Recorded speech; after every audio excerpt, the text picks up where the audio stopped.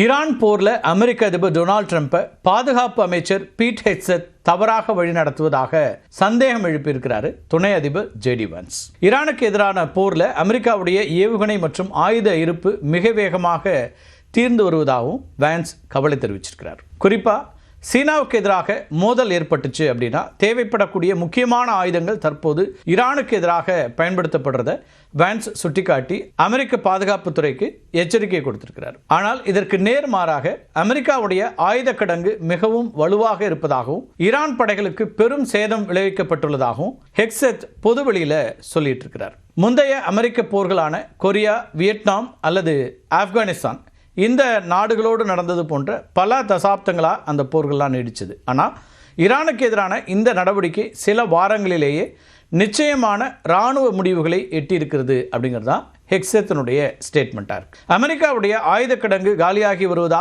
வெளியாகக்கூடிய செய்திகளை மறுக்கக்கூடிய Hegseth America locked and loaded நிலையில் இருப்பதாகவும் எத்தகைய சவாலையும் எதிர்கொள்ள தேவையான ஏவுகணைகள் மற்றும் தளவாடங்கள் இருக்கிறதாகவும் சொல்கிறார்.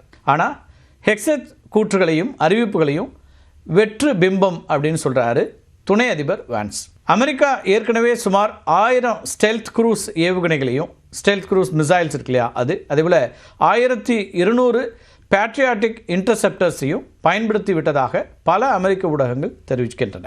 இந்த எண்ணிக்கை அமெரிக்காவுடைய மொத்த இருப்பில் 50% மேலே கணக்கிடப்படுது. இதற்கிடையில் தான் முக்கியமான ஒரு கேள்வி எழுது. ஈரான் போர் குறித்து ட்ரம்ப் கிட்ட தவறான தகவல் அளிக்கப்படுகிறதா அப்படிங்கிற ஒரு கேள்வி எழுது. பென்டகன் தலைவராக இருக்கக்கூடிய ஹெக்ஸெத் அதிபர் ட்ரம்ப்புக்கு விக்டரி நரேட்டிவை மட்டுமே சொல்லி வருகிறார் அப்படிங்கிறது தான் வான்ஸ் தரப்பினுடைய கருத்தாக இருக்குது.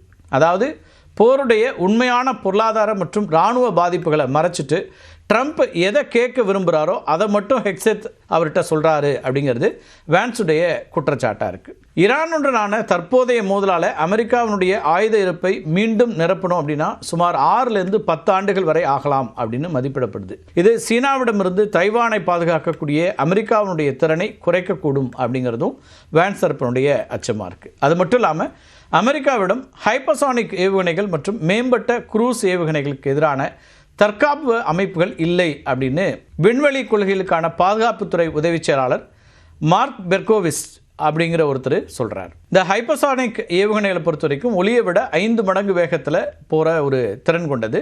அது மட்டும் இல்லாமல் பயணித்துட்டு இருக்கும் போதே பாதையை மாற்றிக்கொள்ளக்கூடிய திறன் கொண்டவை இந்த ஹைப்பர்சானிக் மிசைல்ஸ்.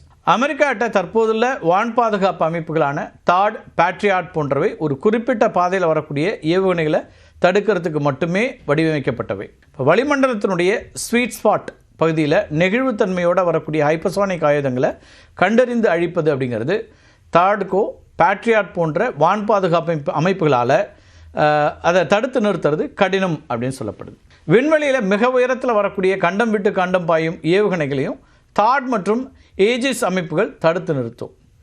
இவை எக்ஸோ அட்மாஸ்பியர் அப்படின்னு அழைக்கப்படக்கூடிய வளிமண்டலத்திற்கு வெளியே சுமார் 100 கிலோமீட்டர் உயரத்தில் செயல்படக்கூடியவை. இப்போ தரைக்கு அருகில் அல்லது குறைந்த உயரத்தில் வரக்கூடிய இலக்குகளை தடுக்கிறது தான் பேட்ரியாட் அமைப்புகளுடைய வேலை.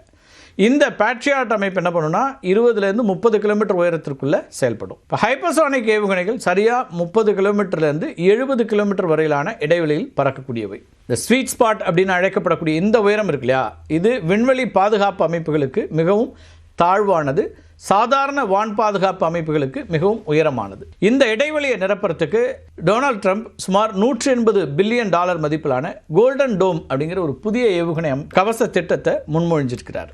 இது விண்வெளி அடிப்படையிலான சென்சார்கள் மற்றும் செயற்கை நுண்ணறிவு மூலமாக ஹைப்பர்சானிக் அச்சுறுத்தல்களை தடுக்கக்கூடிய வகையில் வடிவமைக்கப்பட்டு இருக்கு. சுருக்கமாக சொல்லணும்னா சீனா மற்றும் ரஷ்யாட்ட தற்போது பயன்பாட்டில் இருக்கக்கூடிய ஹைப்பர்சானிக் ஏவுகணைகளுக்கு எதிர்கொள்ளக்கூடிய அளவுக்கு அமெரிக்கா கிட்ட இன்றைக்கு செயல்பாட்டு ரீதியான தடுப்பு அமைப்பு எதுவும் இல்லை அப்படிங்கிறது தான் நிதர்சனம். அதனால தான் நமது பாதுகாப்பு விளிம்பு மறைந்து விட்டது அப்படின்னு அமெரிக்க விண்வெளி படையினுடைய தளபதிகள் எச்சரிச்சிட்ருக்கிறாங்க. இப்போ வான்ஸ் மற்றும் ஹெக்ஸெத் இடையிலான உரசல்கள் ஒரு பக்கம் இருக்கு.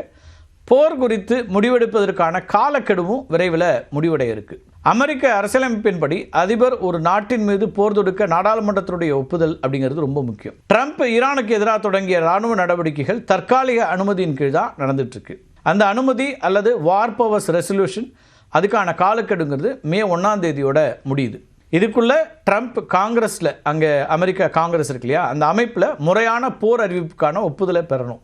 அல்லது ஈரான் மீதான தாக்குதலை நிறுத்தணும். இந்த காலக்கெடு நெருங்கிறதுனால தான் ஜேடி வான்ஸ் இப்போது ஆயுத இருப்பு குறித்த சந்தேகங்களை எழுப்புறார். ஈரான் வீழ்ச்சியின் விளிம்பில் இருக்கிறது, இன்னும் சில நாட்களில் போர் முடிந்துவிடும் அப்படின்னு சொல்லி ட்ரம்ப் காங்கிரஸிடம் ஒப்புதல் கூறுகிறார். ஆனால் வான்ஸோ ஆயுதங்கள் தீர்ந்து வருகின்றன, இந்த போர் நீண்ட காலம் நீடித்தால் ஆபத்து அப்படின்னு எச்சரிப்பதன் மூலமாக மே 1ஆம் தேதிக்கு பிறகு போரை தொடர்வது அமெரிக்காவுடைய ஒட்டுமொத்த பாதுகாப்புக்கு பாதிப்பை ஏற்படுத்தும் அப்படின்னு நினைக்கிறார்.